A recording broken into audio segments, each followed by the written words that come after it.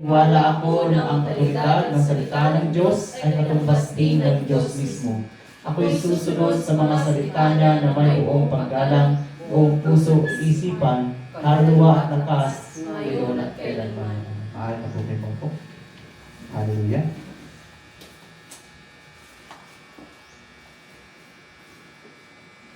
Basahin ko lang po ang medyo nilalaman po na aking teaching.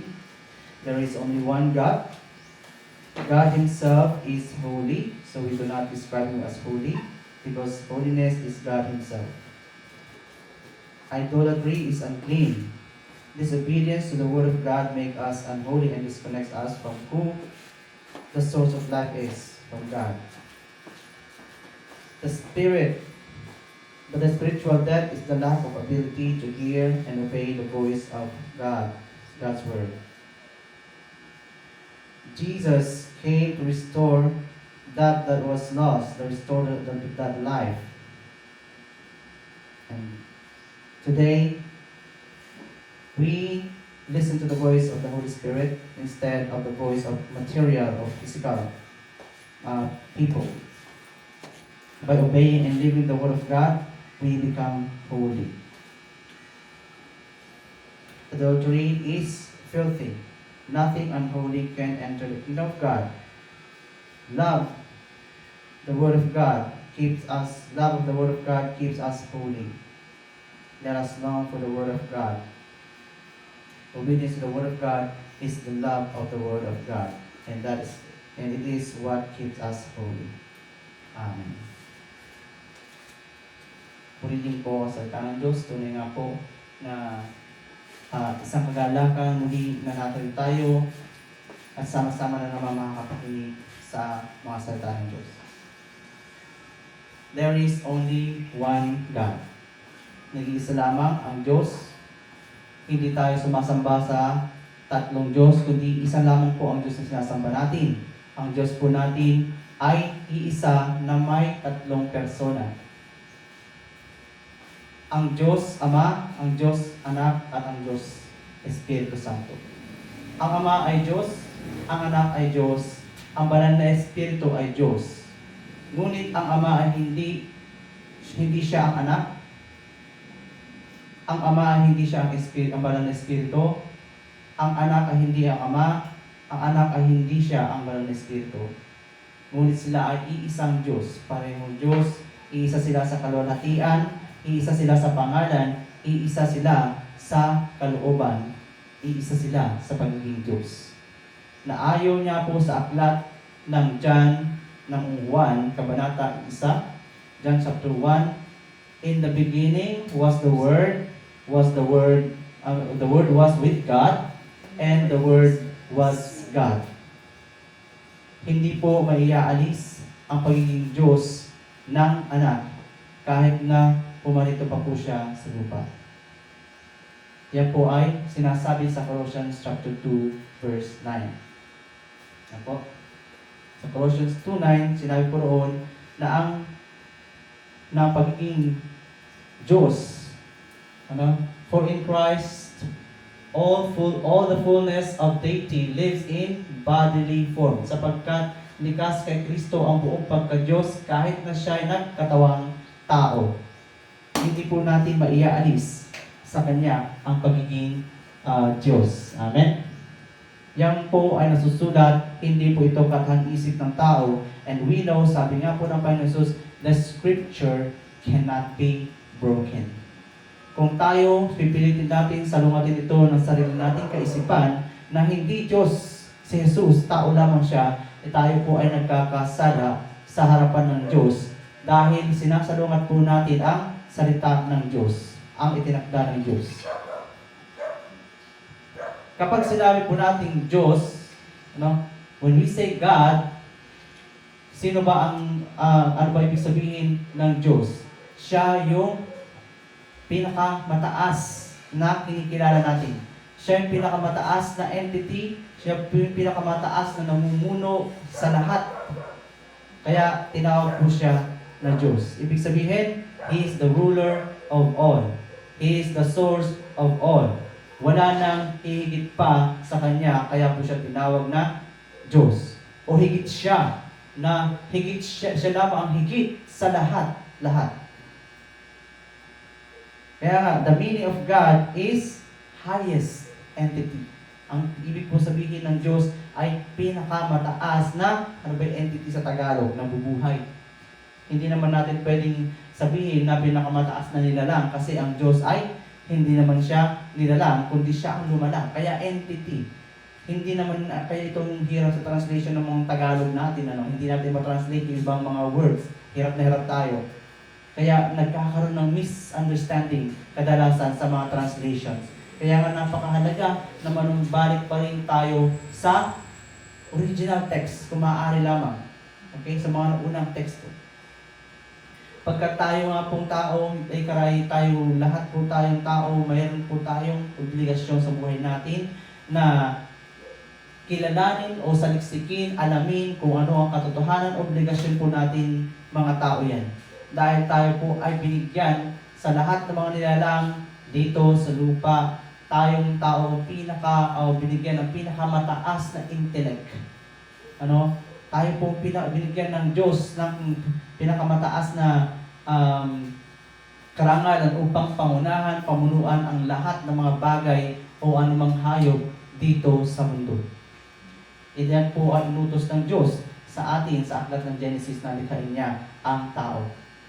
Kaya nga po, tayong tao, sa totoo lang, hindi na dapat natin pang hangarin na yung karamihan gusto natin gusto kong maging dragon. Gusto kong maging leon kasi malakas ang leon. Sa totoo lang po, tayo na yung pinakamataas ang entity na ibinigay din po sa atin ng Diyos ang kakayahan na kahit gaano pa kalaki sa atin o mas malaki pa sa atin yung mga hayop na yan o yung puno o anong bagay sa mundo, we can utilize them, we can tame, pwede nating paamuin, o pwede nating, we can take control, we can rule. Sabi nga ng Diyos, rule over them. Binigyan po tayo ng authority niya. Kaya nga ang kalabaw, mas malaki pa sa atin. Diba? Pag binigyan natin ng, anong tawag sa ganun, sa tali, o yung yoke, na pag-aararo po natin. Nauutusan natin, natuturuan natin ang mga hayop. Kahit ang bundok, sa panahon, sa totoo lang po, by technology, kaya po natin gibain, kaya patagin ang bundok. Ang dagat, ginagawa ng isla. We can rule the world. Yan po ang binigay na autoridad sa atin ng Diyos. Amen? Anyone, o anumang bagay, o anyone or anything, na tinuturing po natin na mas mataas o na nagtitake control sa buhay po natin, that takes control of our lives, sa totoo lang sila po ay nagiging Diyos din sa ating buhay. Kadalasan po dyan sa buhay ng mga tao, sino ba yung nagkakaroon ng, o minsan napupunta na yung bagay na yun ay nagkakaroon ng matinding control sa isang tao. Diba? Kaya nga, sa mga tao na sobra yung kanilang emotion, sobra yung kanilang attachment sa ibang mga tao, di ba? Na sasabihin nila hanggang dati ang punto sa buhay nila, na sasabihin na, pag nawala ka, mamamatay ako. Di ba? So, ibig sabihin nun, he is, o yung bagay na yun, that person is already taking control of all your entire life. Ibig sabihin, sa kanya na lang umiikot ang buhay mo. Ibig sabihin, siya na lamang ba yung pinagmumulan na lahat sa'yo. And that becomes, o yung tao yun, ay nagiging Diyos na rin sa kanila. Kaya nga, nagiging idolatry pa rin ang tao doon. Ano pa? Minsan, ang asawa, mas pinapakinggan o mas ang asawa pag lumalabis, siya na lang ang laging gustong masunod, siya na kanya na lang ibibigay lahat ng oras, panahon, lahat ng resources sa kanya, paikutin ang lahat ng ang buhay ng isang tao. Kaya nagiging idol din po natin ang asawa kapag labis-labis na ang ating, yung siya na lamang ang ating pinapakinggan. Kaya nga sa isang mag-asawa, hindi pwede na one-sided. Dapat sa mag-asawa, both of you, nagkakaroon po ng give and take. Kasi sa Diyos po natin, ang Diyos po natin, na Kapag one-sided lang po ang pag-ibig ng Diyos sa atin, no? Halimbawa, siya lang ang umiibig sa atin, hindi natin siya iniibig, nagiging, ano po yun? Tayo, may sarili tayong Diyos sa sarili natin. O halimbawa, tayo lang ang umiibig sa sa Diyos natin at hindi tayo iniibig ng Diyos, then that is one-sided. Idolatry pa rin po yun. Dahil ang Diyos po natin, sa totoo lang, He is the one, siya nagbibigay ng pag-ibig, and He is also expecting love in return sa atin. He is expecting, kaya nga hindi yung mga nanunumbalik sa Diyos ng kanyang pag-ibig, and then they have the give and take relationship. Kaya ang relasyon po natin sa Diyos ay hindi po isang idolatry. Kaya nga po yung pakikipagrelasyon ng tao sa kanilang Diyos-Diyosan na bato o mga inukit na bagay ay tinawag na idolatry kasi one-sided lang po yun. Ang bato at ang mga kahoy na nilulok ng kamay ay hindi naman niya maibabalik sa tao kung ano yung ibinibigay ng tao sa kanya. Halimbawa, yung tao na yun nananalangin doon sa kahoy, hindi naman sasagot yung kahoy, hindi naman ibibigay o sasagutin ng kahoy o ng bato yung panalangin ng tao yun. Dahil nga, ang bato, ang mga kahoy ito, wala namang bibig. Hindi naman sila, sabi nga sa Biblia, hindi naman sila nakakarinig. Hindi naman sila nakakapagsalita.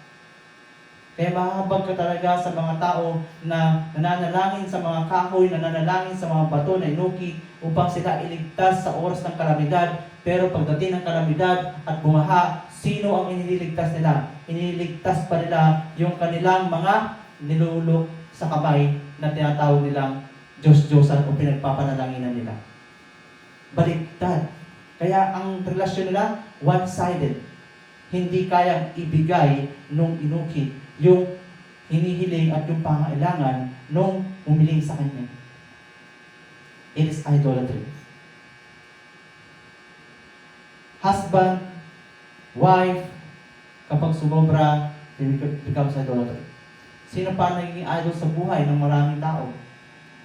Sa panahon ngayon, even their children, their child. Kapag sobra nang binibigay ng magulang, lahat na lang ang sasabihin ng anak, ibibigay, lahat ng hilingin at gustuhin ng anak, ibibigay, pati buong buhay ng ina ay lahat na lang ng hilingin ng bata, ibibigay mo, that becomes one-sided. Nagiging idolatry ang relasyon ng magulang sa kanyang anak. That's why even a child can be your idol. Ang anak mo ay pwede mong maging idolo. Kadalasan ngayon sa panahon natin, tinanong mo kung paano tilian ng mga tao, yung mga celebrities kapag sila ay lumalabas o nagpapakita. Sa kanila talagang, alam mo, nung panahon nila Michael Jackson, during the concert, talagang hinihimatay pa sa sobrang overwhelmed ng mga tao sa mga nagko-concert na ito. Kaya nga tinawag din yung idolatry. At isa sa pinakamalaking idol sa mundong ito, money, pera. Ang mga tao, inuubos natin ang oras, panahon, lakas para lang sa pera. Maging sa araw na ito, yung araw na dapat sa Panginoon, ginagamit na natin o inaagaw na natin para lamang tayo kumita ng pera. And that's why it becomes our idol. Money can become our idol. Lahat ng bagay na pinagtutuunan mo ng higit na panahon, oras at lakas, sila ay pwedeng o sila ay maging Diyos-Diyosan mo o idol. Even your passion in life. When I was in high school, napakatindi ng passion ko sa music. Talagang araw-araw, linggo-linggo sa gitara, paggising ko pa lang, gitara ang gusto kong practicein. Buong maghapon, buong magdamag, hanggang sa tapos matutulog ako, kinabukasan gusto ko katabi yung gitara. So even passion can be our idol. Sports. Ano ba yung mga yan? Yung mga passion na yan, ano ba, sino ba yung matinding passion? Ang mga kabataan. Kaya nga sinabi sa aklat ng 2 Timothy, di ba? Flee from the youthful passion. 2 Timothy 2.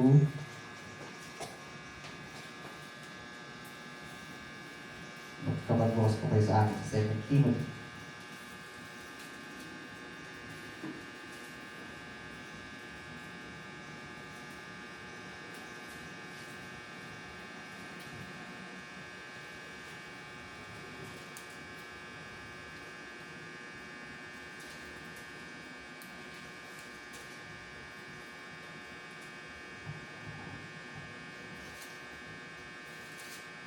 Flee from the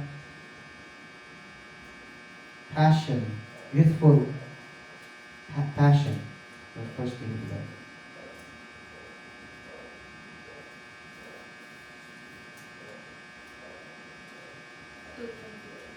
Two 20.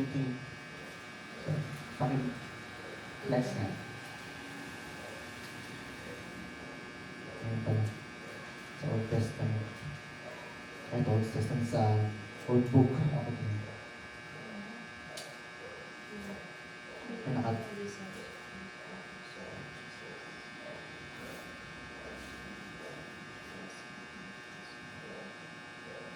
2:22. Nasa Titus pala ako kaya di ko panghanap. Flee the evil desires of youth and pursue righteousness, faith, love, and peace, along with those who call on the Lord out of your heart. Flee the evil desire of youth. Alam po natin bakit tinawag na evil desire of youth. Ang youth po, ang mga kabataan, napakasidhi po ng kailang passion sa mga bagay-bagay. Napakapusok na tinatawag. Kaya nga, sa sobrang kapusokan nila, ay kadalasan, nagiging idol nila ang mga bagay-bagay. Kaya nga, nagiging marumi. Ano? Yan po ang isa sa mga tinatawag na hindi lamang yung mga youthful desire, na fleshly desire, and even yung sa mga matinding passion po nila na higit nilang pinapahalagan. Kaya nga ang mga kabataan, sino kadalasan dyan, ang nabubuyo na makipagtanan, okay, dahil sa masidhing passion nila. Mga kabataan na kapag nabigo, dahil sa may gusto silang gustong maabot, na kapag nabigo, they tend to commit suicide. Kasi napakatindi ng kailang passion. Kaya nga, we must flee from them.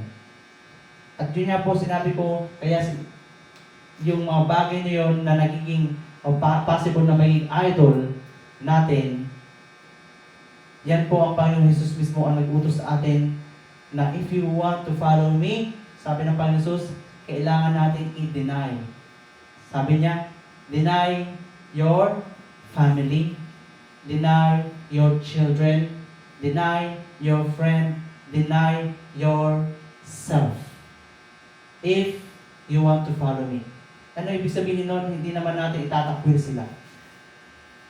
Mahalaga na sila nga po ay, of course, maging bahagi ng buhay natin dito sa lupa. Sila rin po ay mga katuwang natin. Sila rin po ay ibinigay ng Diyos na katuwang natin sa buhay dito sa lupa. Pero yung ibig sabihin na deny ay kung alam po natin o naipapaunawa sa atin ang mga bagay na katotohanan na sila ay nasa kamalian o mali na yung ginagawa, hindi na pa dapat natin silang sang-ayunan.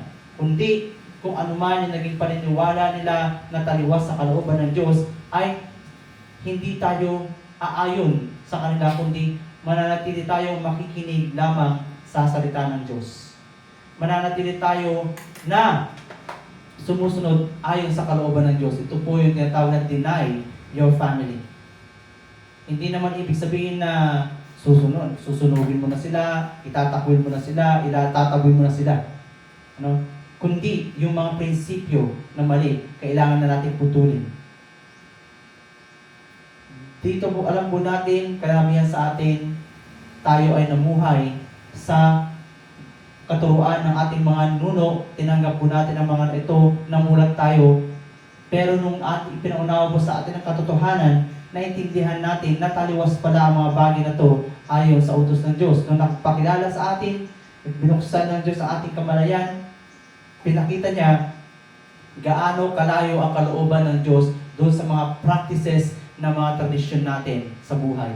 Maging sa mga practices na mga nasa paligid natin. Na ibang-iba. Malayong-malayo. Natuto tayo sa kanilang, nung namulat tayo sa kanilang mga prinsipyo na, ano pa yung mga prinsipyo? Basta wala kang tinatapakang tao, ay okay ang buhay mo, matuwid ka. Kahit na hindi ka kumilala sa Diyos, kahit na wala kang Diyos, sasabihin na, basta wala ka daw tinatapakan na tao, ay nagkaroon yun po yung naging sariling katwiran nila. And that is, sabi ng Diyos, taliwas pa rin sa kanyang kalooban, maraming basahan ng mga kabutihan yun. That's why we must deny ourselves. I-deny natin yung mga bagay na pinaka-iibig po natin sa mundo ito at palitan po natin ang pag-ibig natin sa Diyos. Yun po yung denying oneself. Marami tayong gusto sa mundo ito. Napakadami nating desires, napakadami nating gusto mangyari kapag hindi na gaganap, kapag hindi natutupad yung mga kagustuhan natin, naghihinakit tayo. Okay, doon sa mga nananalig sa Diyos, nananalangin sa Diyos, naghihinakit sila sa Diyos, bakit hindi ibinigay? Bakit hindi binibigay ng Diyos yung gusto ko? Karamihan sa mga tao na akala nila nananalig na sila sa Diyos, kapag tinatanong mo bakit sila tumataliwas sa Diyos, bakit sila nagagalit sa Diyos, kasi hindi binibigay ng Diyos kung ano hinihiling ko sa Kanya. Paano nga ba naman kasi ibibigay ng Diyos kung ang hinihiling mo ay taliwas sa Kanyang kalooban? Unless, kung ikaw ay hindi na kinalulugdan ng Diyos, sabi ko nga, ibibigay niya lahat ng ipakapahamak mo. Ang pera, napakabilis po niya magpahamak sa buhay ng tao. Kapag ikaw ay may malaking pera, napaka-prone mo sa mga robbers, sa mga taong gustong kunin o akinin ang iyong pera at pwede pa nilang kitilin ang buhay mo. Napakabilis ng taong lumayo sa Diyos kapag naging komportable na ang kanilang pisikal na buhay. Kaya sa mga taong kinalulugdan po ng Diyos at iniingatan ng Diyos, sabi ko nga nakaraan, ay hindi agad-agad ibibigay ng Diyos sa kanila yung kanilang hinihiling. Gaano mo ito kalaki? Kundi ang ibibigay ng Diyos ay matuto sila na manindigan, makontento sa kung ano sila at kung ano man ang binibigay sa kanila. At hanggang sa kapag nakontento ka sa mga bagay na binibigay sa iyo, maliit ba niyan ngayon, hindi mo mamalayan, papalaki yung binibigay ng Diyos. At yan po, ganyan po naging matagumpay ang mga tao. Yung dahil sa maliit na pinagkatiwala sa atin ng Diyos, you are diligently nagagamit mo, na diligent ka na ibibigay o nagagawa pa rin ang kalooban ng Diyos, hindi mo alam, dinadagdagan ng Diyos yung mga bagay na yan. Kasi nga, sa mga tao, pansinin mo, yung mga biglaang tumama ng loto, natuwa, biglang sobrang katuwaan, biglang inatake sa puso na matay. Yung mga binigyan, bigla ng tumama ng malalaking pera sa loto, anong ginawa? Nag-asawa ng marami, nalugi ka agad. Yung mga binigyan ng yaman, physical, pinagbibili ng mga properties, hindi naman pala nila alam kung paano gumikilos ang mga properties ito, paano pangalagaan, paano patakbuhin, anong nangyayari, di napunta rin sa mga iba. So, it's still a loss. Kapahamakan pa rin ang balan. That's why, kailangan po natin na maging patience and listen. Listen to what God is leading us. Kung ano yung leading ng Diyos sa atin. God Himself is holy. Ang Diyos ay banal, ngunit hindi na natin kailangan pasabihin na i-describe ang Diyos ay banal, sapagkat pag sinabi po natin Diyos, automatic po yan kaakibat niya ang kabanalan. Instead, kapag sinabi po natin o nabanggit ang salitang holy, automatic po yan papasok sa ating isipan, Diyos. Because holiness is God Himself. Hindi po natin maiiwalay ang kabanalan sa Diyos magpakailanman. No? Automatic dapat papasok sa isip natin. Pag narinig natin ang salitang banal o holy, oh, it's God. Oh, it's about God matters. God things. Diba? He's holy. Kaya nga, ang Diyos ay nag-iisa at siya lang ang natatanging banal. Kaya, anumang Diyos o ibang Diyos maliban sa Kanya ay tinatawag na idols at ang mga idols ay mga unclean o tinatawag na marumi. Kaya idolatry is unclean. Idolatry is dirty. There's nothing holiness in them. Kahit pa sabihin nila sa templo ni ganito, punta ka ni Diyos na ganito, ay sinasabi na may mga holy grail, may mga holy something, o hindi po yun banal. Ang Diyos po ang banal at siya ang nagpapabanal sa lahat ng mga kumikilala sa Kanya. At ang Diyos din po ay may kakayahang magpabanal maging sa mga bagay man, magpalinis. Pero ang tao, minsan gagawa sila ng isang bagay tapos kunwari, dadasalan nila, sasabihin nila, oy, banal na ito dahil nagdasalan na.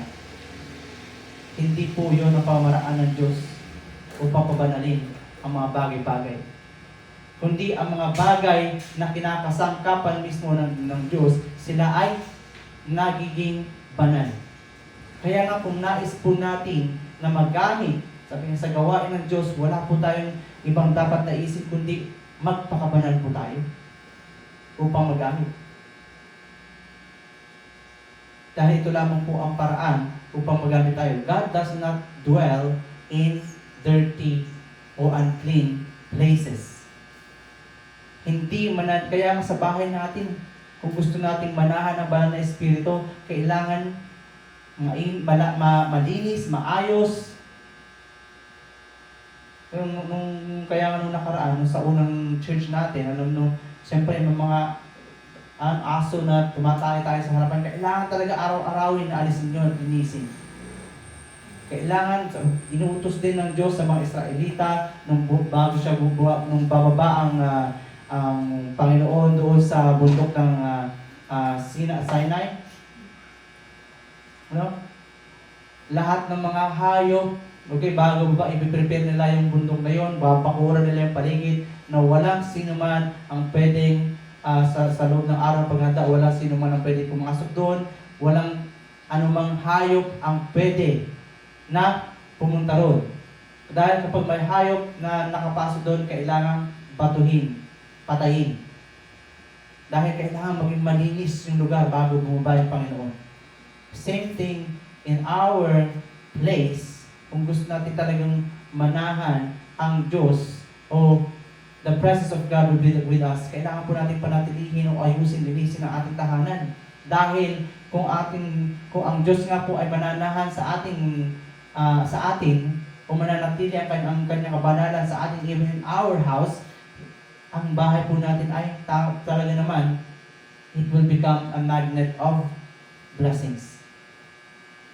Doon po, umaakwit na na-attract po ang mga blessings because God is the one who gives blessings, is the source of blessings.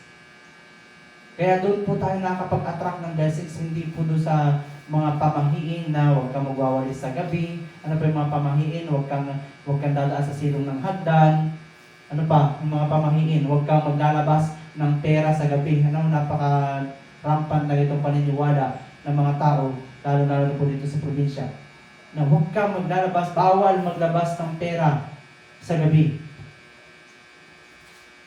Wala naman po sinabi ang Diyos na bawal maglabas ng pera sa gabi. Isipin mo nga naman, kung yan ay katotohanan, bawal maglabas ng pera sa gabi. Parang kung gabi, inatake ka, tapos kailangan ka madala sa ospital, kailangan ng gamot mo on the spot, bawal ka magsabihin sa kanila, huwag kayong maglalabas ng pera dahil bawal. Mamamatay ka na. Hindi po universal. That is not true. We know a lot of people in the world, lalo na sa syudad, 24 hours they are working. Money is circling around the world. Ang pera umiikot yan sa buong mundo 24 hours. Paano mo masasabi na bawal maglabas ng pera sa gabi? No? That's why hindi po katotohanan yun. Ang totoong sinasabing malas ay yung pagtaliwas sa utos ng Diyos. And that's a curse. talagang masusumpa ka. That's the source of curse. Disobedient to the word of God. Amen? When we become unholy, idolatry is unclean because anything that is apart from God is unholy. Dahil ang Diyos nga po banal, anumang salungat o anumang wala o set apart o nalalayo sa Diyos, sila po ay tinuturing na unclean. Kaya nga sa mundong ito, yung mundo na, itong universe ay nilikha ng Diyos na may kadiliman, and this world ay especially created na there is darkness, there is great chasm. Dahil sa mundong ito po, there is no holiness. In this universe, there is no holiness. Kaya nga dito, itinapon ang dyablo. Dahil doon sa langit is filled with holiness, kaya naman, nang ang dyablo ay magkasala, sumalungat sa Diyos, siya po ay namatay na wala ang kanyang kabanalan, kaya naman itinapon siya sa lugar na walang kabanalan, and this is the universe. Ganon din po. Dahil nga, holiness is also a source of life. Hindi mo po maihiwalay na kapag may kalinisan, may buhay. Isipin mo ang lugar o bahay mo na punong-puno ng bakterya, punong-puno ng dumi, punong-puno ng mga bagay na marurumi o mga kemikal na mga mapanganib, hindi ba? Nanganganib ang buhay. Kamatayan ang nagbabadya, sakit, di ba? And all kinds of disease pwede mo makuha. Kaya nga, there is no life in unholiness. Ngunit sa kabanalan o kalinisan, mayroong buhay. Nasa kanyang buhay. At hindi mo po maiaalis yung holiness na yun sa Diyos, at katumbas din po hindi mo rin maiaalis sa kanya ang buhay. Magkaakibat po sila. And never mo mapagseseparate the holiness and life. Kasi dito pala sa bundong ito, sa prinsipyo niya, talagang makikita mo na. Amen? When Adam and Eve disobeyed, ano nangyari sa kanila? Na wala yung kanilang kabanalan sa kanila. Nung pagkatapos sumuway ni Adam at Eva, ano po nangyari yung kabanalan? Yun po yung nawala sa kanila. That's why life namatay. Kaya nga sinabi ng Diyos, if you will eat of this, the fruit of this tree, yung bunga ng pagkaalam ng puno ng pagkaalam ng mabuti at masama, pag kinain mo ito, sabi niya, tiyak na ikaw ay mamamatay. Nung kinain po nila yung putas na yun, sila po ay nag-disobey sila, at nung nag-disobey sila, anong nangyari? Holiness disappeared from them, and life disappeared from them. Kaya nga at tinan mo, basin mo sa anong sinabi dito, sa Genesis chapter 2, 6-7, ano ang nangyari pagkatapos nilang kainin yung prutas? Genesis 2, 6-7. Basahin po natin.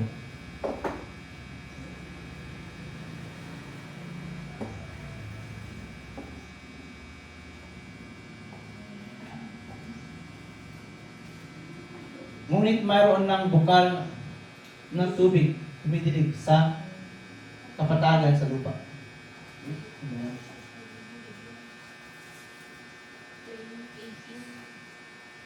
Ito ba? 18 pala.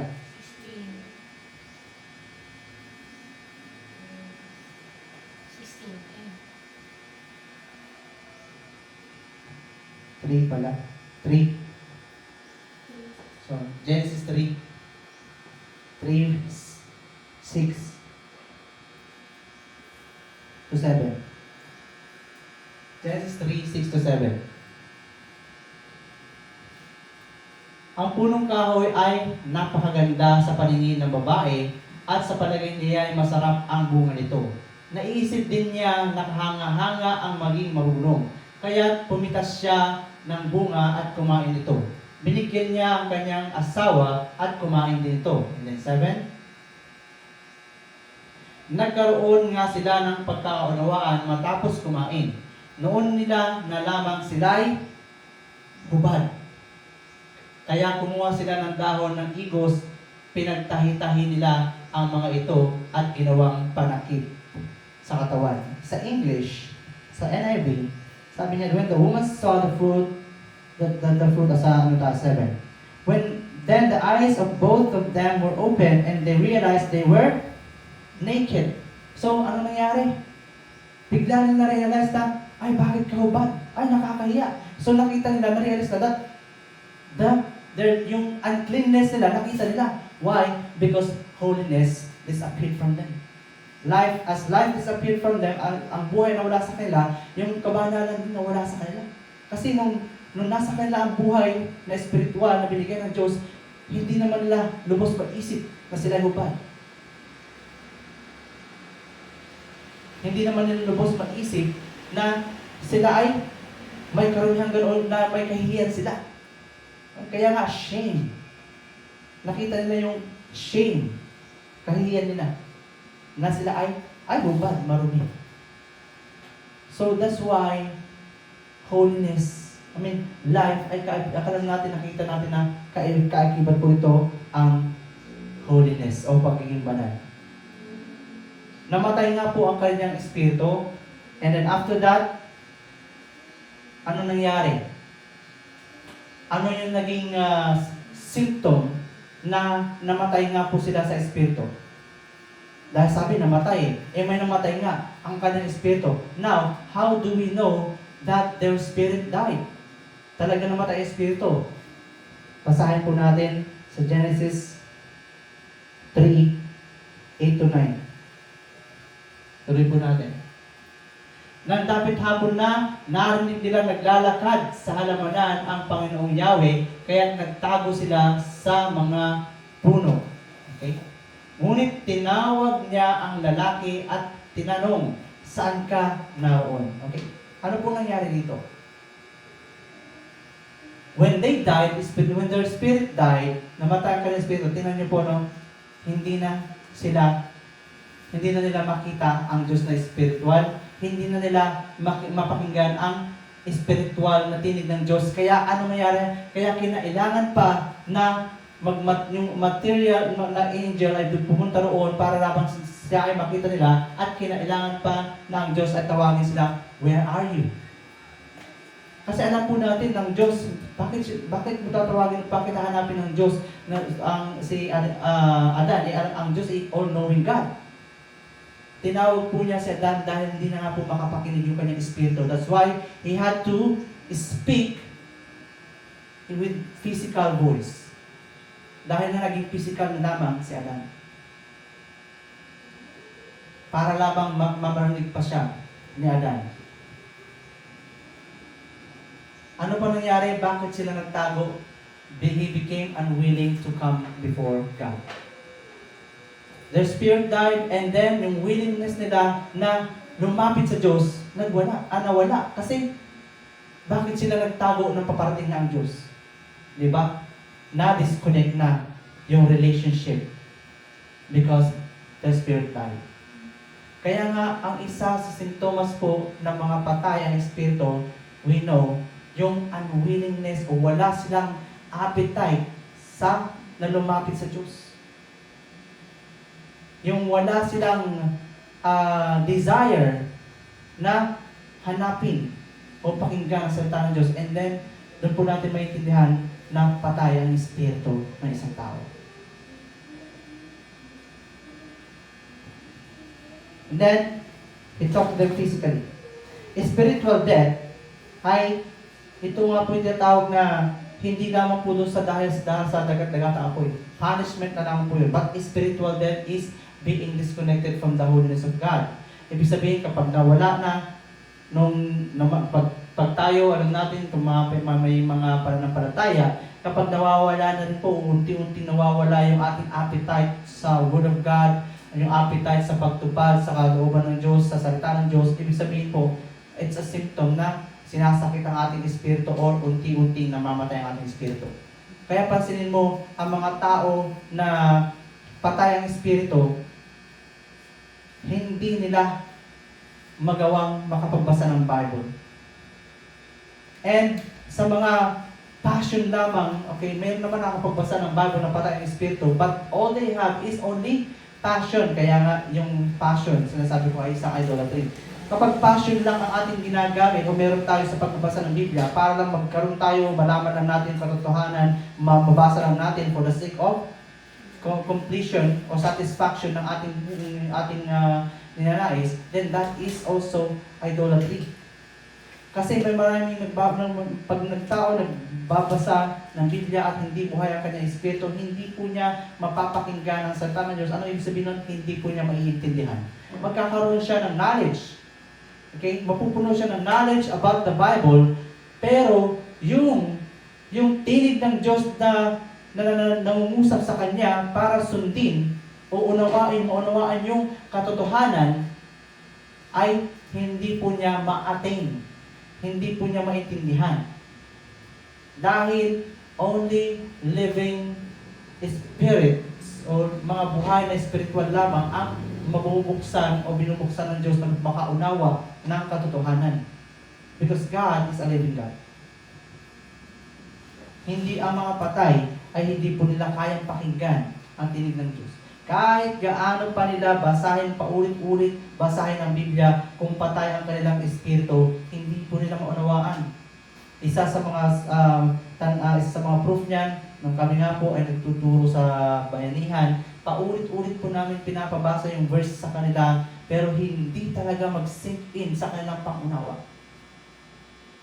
Kahit na sinasabi po nila, they are already Christian, they are already born again, pero yung pabasa mo sa kanila yung verse na yun na paulit-ulit, yung proof sa Bible na paulit-ulit, hindi po nila maintindihan. Hindi tinatawag lang po silang born again, but their spirit is still dead. Ibig sabihin, hindi pa rin sila talagang born again. The spirit has not been born again. Kaya hindi po nila maintindihan. When the devil died, he went against God. The devil died because he went against God. Nung sumuway ang Diyos, ang anghel sa Diyos, laban sa Diyos, doon din po namatay yung anghel. Yun na rin po ay kamatayan ng anghel. Dahil ang anghel po, bagamat sila espiritu, and we know, spirit is eternal. Pero, paano nangyari na namatay ang isang anghel? Dahil po ang isang anghel, kapag iniwan niya ang posisyon niya na binigay ng Diyos, and that is already katumbas po kamatayan sa kanila. Wala na po yung source of life sa kanila. That's why, itinapon din po dito ang diablo because he became unholy. Unholiness is, sabi ko, being separate from God. Unholiness is going against God, is unholiness. At ano ba ang laging layunin ng diablo kundi salungatin ang Diyos kasi He is unholy. He is unclean. He became unclean. Ano nangyari? That is why, alam po natin, the people of long ago in the Old Testament, bakit ang mga propeta, ang mga lingkod ng Diyos ay kinakailangan po na isugo sa kanila ang anghel ng Panginoon because during that time in the Old Testament, kailangan po nilang mapakinggan with their physical ears the voice of God. Kailangan nilang makita lang with their physical sight na yun siya nga ang Panginoon. That's why in the Old Testament, wala inggit na inggit tayo bakit sa kanya nagpakita ang anghel doon sa kanila ay talaga nangungusap ng physical, with physical voice nangungusap sa kanila ang anghel ng Panginoon. Akala natin yun ay greater kaysa sa mga panahon ngayon.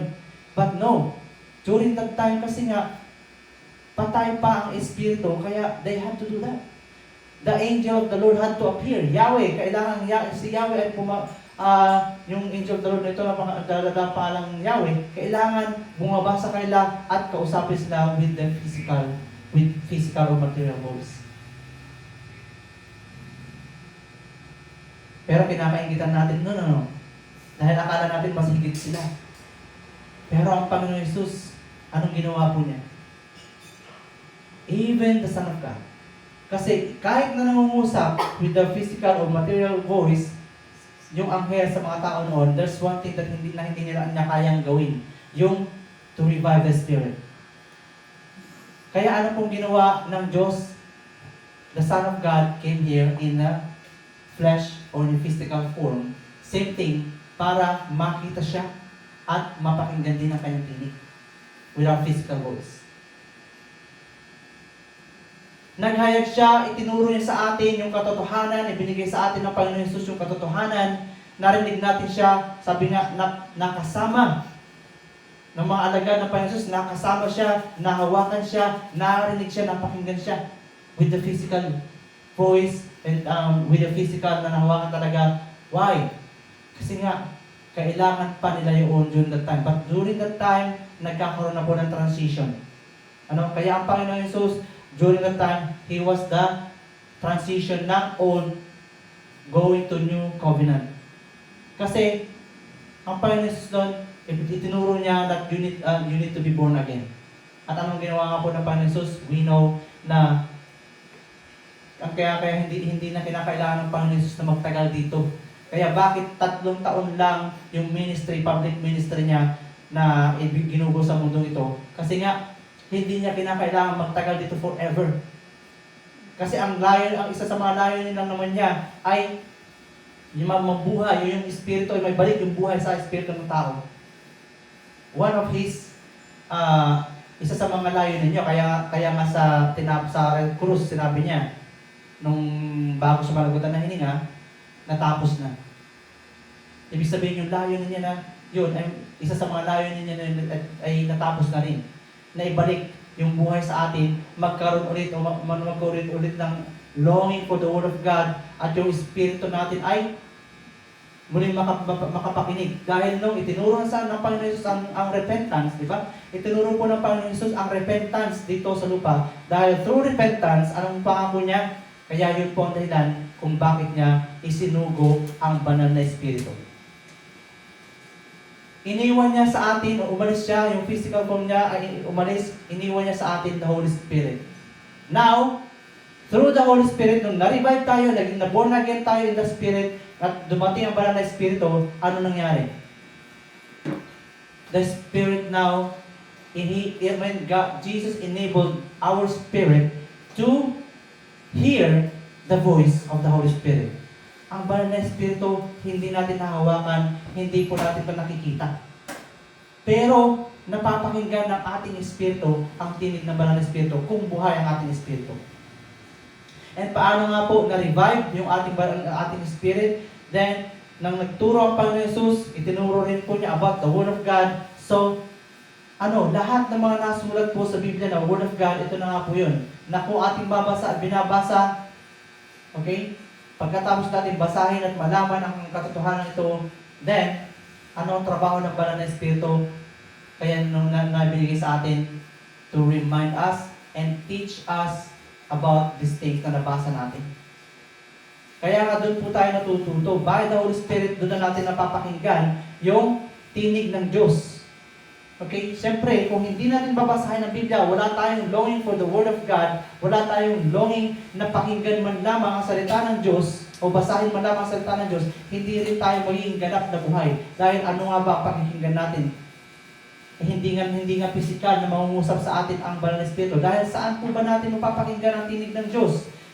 Sabi nga natin, sa Biblia, sa mga lingkod ng Diyos na naghahayag, at pagkatapos doon, ang tinig ng banal na Espiritu ay yung ituturo niya sa atin, yung ipapaalala niya sa atin yung mga nabasa natin ng salita ng Diyos, yung mga naituro sa atin spiritually, at yung banal na Espiritu ang siya magpapatotoo na ang mga ito nga, itong natutunan ko na ito, nabasa ko na ito, sasabihin natin, ay totoo nga. This is true. This is true. Tama ang sinasabi ng Biblia. Tama ang sinabi ng tagapagturo, ng lingkod ng Diyos sa tagapagturo, na nagkakaisa sila ayon sa sinasabi ng Biblia, ayon sa sinasabi ng banal na Espiritu. And that is the work of the Holy Spirit, to testify to the truth. Kaya doon na po tayo nakikinig ngayon. Hindi na sa panahon ngayon, tapos na po. Kaya hindi na paulit-ulit na nagpapakita yung angel of the Lord, kasi the Holy Spirit is now greater than the angel of the Lord. The Holy Spirit is the Spirit of God. Sabi ko kayo na, and He is God Himself. Ibig sabihin, kung napapakinggan natin ang tinig na banal na Espiritu, ay rekta na umusap po na po sa atin ang Diyos in our spirit. Doon na po tayo nagkakaroon ng buhay. Kaya nga kung sasabihin ng isa o ng yung maghahayag sa inyo kagabi, pinausap ako ng Diyos, ganito ang kanyang sinabi, magduda ka na. No? Anong sinabi niya sa iyo? Ano? Dahil hindi na nga po yun ang kaparaanan ng Diyos ngayon. Tapos na. Tinapos na ng Panginoon Jesus. That's why the angel of the Lord hindi na kailangan mag-appear pa paulit-ulit ngayong panahon. Tinanggap na natin yung mas higit pa kaysa sa Kanya ang banal na Espiritu. Ang Espiritu ng Diyos. And He is the greatest, sabi nga, teacher. Kaya ano pa, tinpasin po, ano lamang ba ang sinabi, ang instruction ng ni Yahweh o ng angel of the Lord in the past? Hindi po niya itinuro ang katotohanan, but all of those things, the law, lahat lang po yung sinasabi, lahat po instructions lamang. Pero wala po yung katuruan ng deep truth in the Old Testament. Dahil puro instructions lamang po sa mga Israelites on how to guide them, Wala po pong truth doon. Instructions ang kailangan, anong gagawin nila para magpagpala, anong gagawin nila para manatili sa kanila ang presensya ng Diyos. All instructions lang. Kaya nga, kautusan, law. There was no truth yet. No? Kaya na dumating ang Panginoon Jesus, sabi niya, I am the way, the truth, and the life. At doon pa lang po niya inihayag ang katotohanan ng buhay. Hallelujah! At ito po yung magandang loob po ng Diyos sa atin. Naisipin po natin, through the entire Old Testament, hindi po naranasan yung grace o kagandahang loob ng Diyos dahil nga napakalupit ng kautusan. Kapag sumuhay ka sa kautusan, anong katumbas doon? Kamatayan agad, kailangan kang batuhin hanggang mamatay. Kaya wala yung grace, wala pang grace during that time. Kaya ano bang ang sitwasyon ng tao nun? Kapag isang tao, ano bang sitwasyon ng isang desperadong tao na naghahanap ng kagandahang loob? Kasi kapag ang tao desperado, alam mo yun, walang-wala ka na talaga. Wala kang dead end ng buhay mo, parang wala kang pag-asa. Kaya nga yung grace na binigay sa atin ay sobrang, alam mo yun, dapat po maintindihan natin yung grace of God. Dapat maintindihan natin kung paano tayo maging lubusang mapagpasalamat. Alam mo yun, yung isang tao sobrang desperado na kailangan humihingi ng tulong sa isang tao na para lamang idagtungan na kanyang buhay. Alam mo yung ginagawa nila, talagang magluluhod doon sa paanan ng isang tao, talagang hahalikan yung paa ng tao na kanyang hinihingan ng tulong para lang kahabagan siya. Ganun yung pagmamakaawa ng isang desperadong tao. And yun po ang ating sitwasyon nung tayo ay wala pa sa atin habang ng Diyos. Wala pa yung kagandahan loob ng Diyos sa atin. Kaya nga, kung talagang tinanggap po natin o tinatanggap natin ang kagandahan loob ng Diyos, how can we be thankful to God na maibalik natin yun? Isipin mo, naakala ng marami lang yan parang isinasantabi, wala silang pakialam sa kagandahan loob ng Diyos dahil hindi nila maintindihan yung sitwasyon nila nung wala pa. Kaya parang walang respeto, okay lang ganito. Pero sa mga nakakaintindi, alam mo yun, talagang inisip mo na nalitluhod ka sa harapan ng Diyos, hinalikan mo ang paa ng Panginoon Jesus para ibigay sa iyo yung buhay. Ganun yung sitwasyon natin. Kaya paano ka hindi maging mapagpasalamat? How can we not be thankful? Amen? The Word of God is holy. Dahil nga po, kung ang Diyos ay banal, ang kanyang salita rin po ay banal. At dahil banal po ang salita ng Diyos, kapag ating tinatanggap ang salita ng Diyos, at sabi nga ng preaching kagabi, kung isda sa buhay po natin ito, yun po ang nagpapabanal sa atin. Doon po tayo nagiging banal. Hindi po tayo napapaging banal na sa pagbabasa lamang ng Biblia. Hindi tayo naging banal sa pagtuturo lamang nito. Hindi tayo nagiging banal sa paghahayag lamang ng salitang ito. Paano tayo napapaging banal? By obedience. Kaya nga, ano ang sabi ng Panginoon Jesus sa mga Pariseo?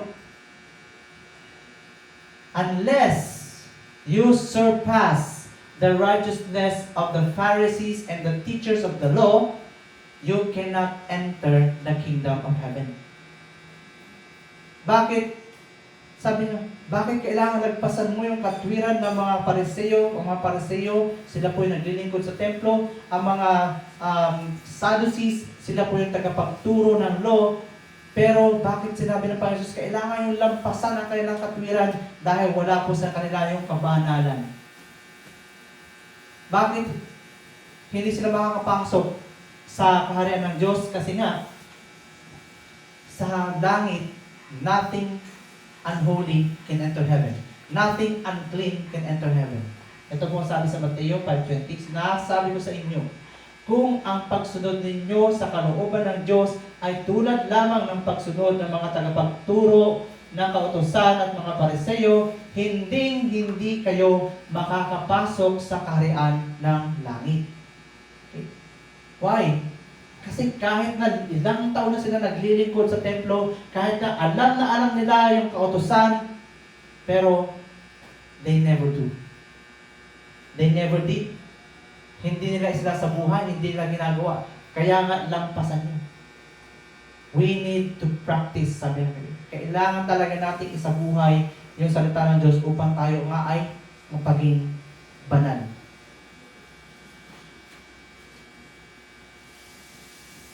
Ang Panginoon Jesus, bakit na sinabi? Sa Matthew 8:22, sino ba ang mga tinatawag ng Panginoon Jesus? Jesus came to restore life. At papaano niya? Nire-restore ang buhay. Ngunit sinabi sa kanya ni Jesus, maglingkod ka sa akin at ipaubaya mo sa mga patay ang paglilibing ng kanilang mga patay. Sa English, but Jesus told him, follow me. Follow me and let the dead bury their own dead. Ano ibig sabihin po nito? Follow me. Dahil sino lang ba ang may kakayahang sumunod sa Panginoon Jesus kundi sila na buhay? The dead cannot follow Jesus. Kaya nga, even dito sabi nga, yung mga hindi kayang sumunod sa Panginoon Jesus, they are still dead. Kahit na sabihin nila, kilala ko ang Panginoon Jesus, but they cannot, kung hindi nila sila susunod sa Panginoon Jesus, patay pa rin po sila. Kaya nga, sino ba mo nagpapaalam? Papalibing ko muna aking ama. Okay? Nag-aalinlangan pa rin sumunod, hindi pa rin makasunod. Pero sabi ng Panginoon Jesus, iwan mo ang mga patay, sumunod ka sa akin. This is how Jesus, paano po niya tinatawag yung mga buhay na kaluluwa. Yung mga still longing for life.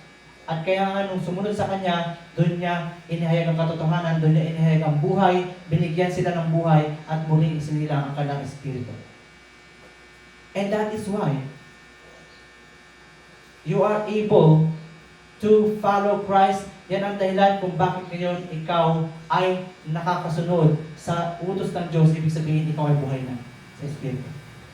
Yan ang dahilan kung bakit ka nakakasunod ngayon sa Panginoon Jesus, dahil ikaw ay isinaisilang sa espiritu. Now, you are alive. Anything, sabi ko nga, that is apart from God is unholy. Idolatry is unholy. Ang unholiness, ang walang kabanalan, hindi nga po ito nagtatagda ng buhay at kamatayan na. Ano pa ang mga unholiness na meron kayo dito? Meron sa mundo dito. Adultery. Adultery is a form of unholiness. Ang mga adulterous people, hindi sila makakailanman makakasunod sa Panginoon Jesus pagkat sila ay unholy. Okay? The Word of God is holy. Among many spoken words taught in this world, sa lahat ng mga salita na sinasabi, tinuturo ng mga tao sa mundong ito, tanging ang salita naman po ng Diyos ang banal. Dahil ano ba ang katuruan, ano ba ang salita ng mga tao sa mundo ito? Okay? Isa na lang, sabihin natin, Ano ba na yun ang trending na paniniwala o katuruan ng mga tao sa mundo ito? Sabi na okay lang magkaroon ka ng iba't ibang relasyon dahil hindi ka pa naman kasal. Napakadumi. So unholy. So kita mo, word of man. Word of man is unholy. Yan ang katuruan ng mundo is unholy. That is the word of, yan ang salita ng mga taong na makamundo, it's unholy.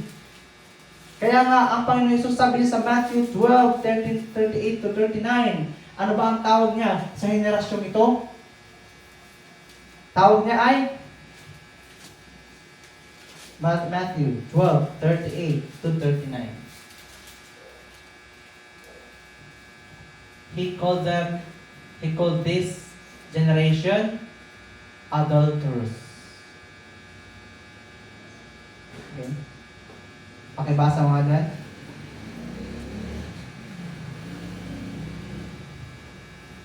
Matthew 12, 38 to 39.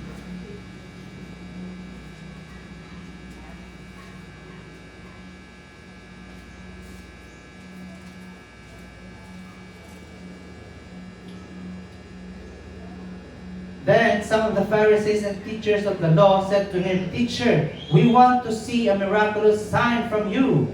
He answered, A wicked and adulterous generation asks for miraculous sign, but none will be given it except the sign of the prophet Jonah.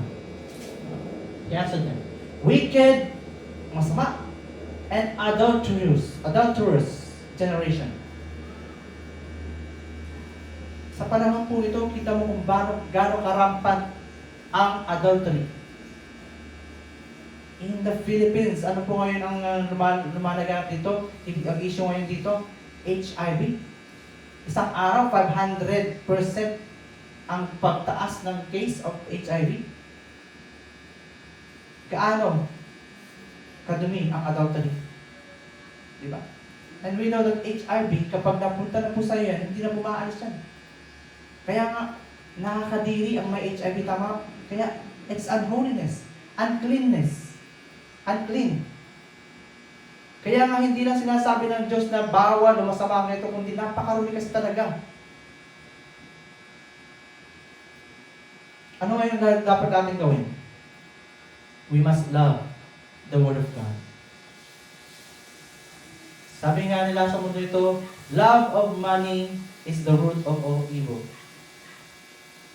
Pero, kaya nga sa atin, love of the Word of God is what keeps us holy. Ito nga pong ang teksto. Ano? In Matthew 28, 19 to 20, paano po natin iibigin ang salita ng Diyos? By obedience. Everything. By obeying everything that Jesus commanded. Ibig sabihin, paano tayo mapapaging banal? Pag susundin natin lahat ng katuruan ng Panginoong Jesus. Matthew 28, verse 19 to 20.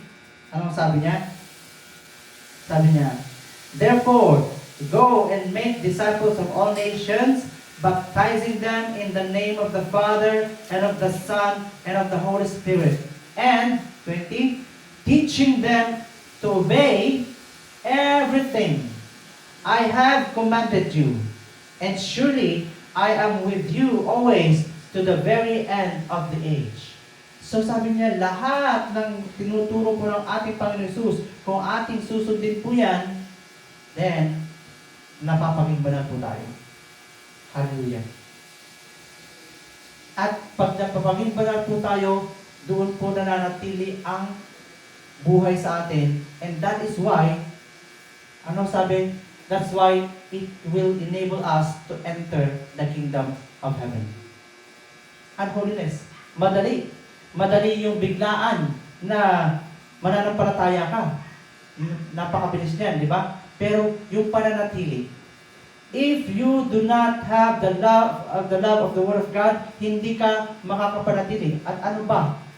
Paano ba yung pag-ibig na nararanasan natin para sa pag-ibig sa salita ng Diyos? Isipin po natin kung paano yung isang tao na naglulong. Nung mga unang panahon, wala na kasi ngayon hindi na uso yung mail. Ano yung mail?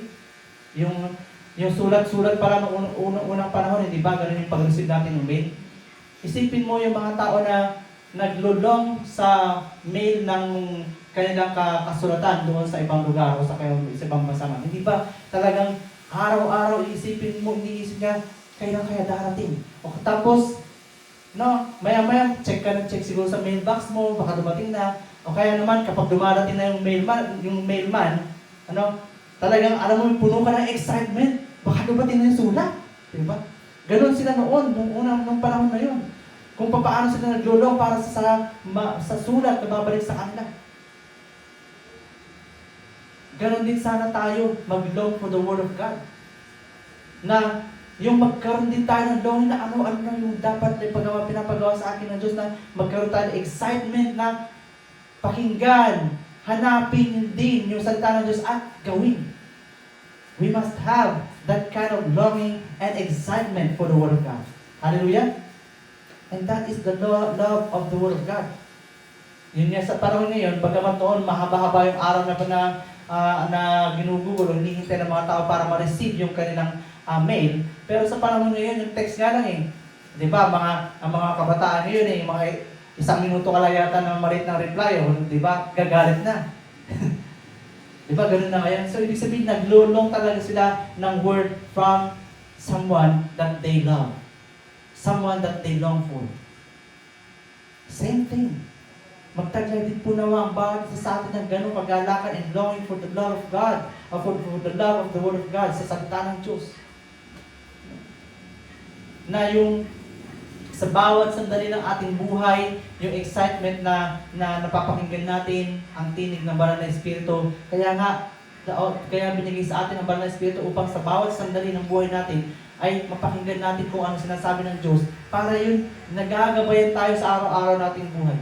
Kaya nga tayo napapaging banal eh. Dahil kapag, halimbawa, may mga temptations, kapag may mga temptations na around us, ano ang lagi ipaparinig sa atin ng banal na Espiritu?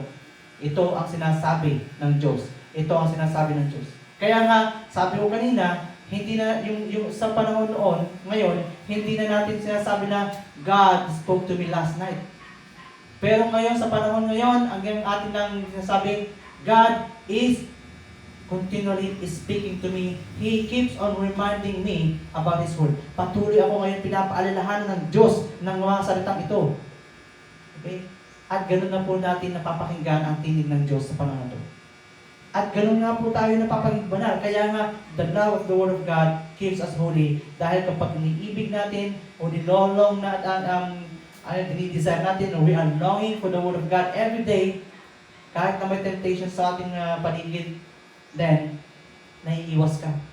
Kasi hindi mo, alam mo yun, na pinaparinig sa atin ng banal na Espiritu yung dapat natin gawin. Umiwas ka. Umalis ka dyan. Kaya ka na-set apart. Kaya ka na-set apart from the world. Dahil pinapakinggan mo ang tinig ng Diyos, ang banal na Espiritu. Amen? Kaya nga let us have this excitement na hindi lamang pakinggan, but also to continuously study the Word of God. Okay? Amen. Obedience to the Word of God is the love of the Word of God. It is what keeps us holy. John 14:23 to 24. Last and final verse. Sa ating main verse, sa John 23:24, sabi nga po dito, bakit ka napapaging holy? By loving the Word of God. By obeying the Word of God. Kasi, tingnan mo kapag ginagawa mo yun, ano ang sabi ng Diyos? John 14:23. Jesus replied, if anyone loves me, he will obey my teaching. My Father will love him, and we will come to him and make our home with Him. Mananahan sa atin ang Diyos na banal. At kapag nanahan po sa atin ang Diyos na banal, ibig sabihin, we are kept holy. Amen? Hallelujah. That's why napakahalaga po that we must have the love of the Word of God. The love of the Word of God, sabi ko nga, hindi lang sa pagbabasa, kailangan po natin ng pagtupad sa lahat ng ito at pagsasabuhay sa bawat sandali. Hallelujah! Kaya sama-sama nga po tayong manalangin. Let us thank God na pinapaunawa niya sa atin at pinabulubos pa niya rin ng ating kaalaman patungkol sa mga salita niya upang tayo ay makaaabot sa pamantayan niya na makapabuhay ng buong kabanalan at humingi tayo ng tulong sa Kanya, nabigyan tayo ng kasigasigan sa pagtupad sa Kanyang kalooban at patuloy tayong akayin sa landas ng Kanyang katwiran upang tayo ay sama-sama mamuhay ng banal. Let us all shout the name Jesus. Let us pray. Jesus! Jesus! Jesus! Ama namin Diyos na dakila, makapangyarihan, Diyos na banal, Diyos na makatwiran. Kami po ay lubos na nagpapasalamat sa mga salitang nahayag sa amin sa araw ito. Nagpapasalamat kami na pag binuksan mo ang aming kaisipan, binuksan mo ang aming puso, at binigyan mo nga po kami ng pangunawa upang pakinggan ang tinig mo at sa buhay ang lahat na ito. Binibigyan mo kami ng kalakasan sa araw-araw at ng kasigasigan upang kami ay araw-araw magkabayan at malinis pailayo sa karumihan ng mundo ito. Salamat Ama na kami binigyan mo ng pagkakataon na maunawa ng katotohanan ito na hindi nga po lahat, Ama, na nakapakinig ay nanatili, kundi Ikaw ang patuloy, Ama, nagbibigay sa amin ng buhay na ito, ng pagkakataon ito na makapanatili sa salita mo. Ama, tulungan mo ng bawat isa sa iglesia ito, sa lahat nga po na makapakinig, na labay sila mapagpala sa mga salita mo at magkaroon ng kasigasigan na mamuhay na ayon sa iyong kabanalan, pagkat ang nais namin naman ay makaabot sa pamantayan mo, nais namin makapasok sa iyong kaharian, pagkat alam namin na ang sino mang wala o hindi makapasok sa iyong kaharian ay kapahamakan ng kanilang daranasin. Ama, tulungan mo kami na taglayin ang kabanalan ito sapagkat ninanais namin ang buhay na walang hanggan sa piling mo. Ito nga po ang sa aming sama-samang dalangin sa pinakamataas at pinakamakapangyarihang pangalan sa lahat, ang pangalan ng Panginoon Jesus. Amen.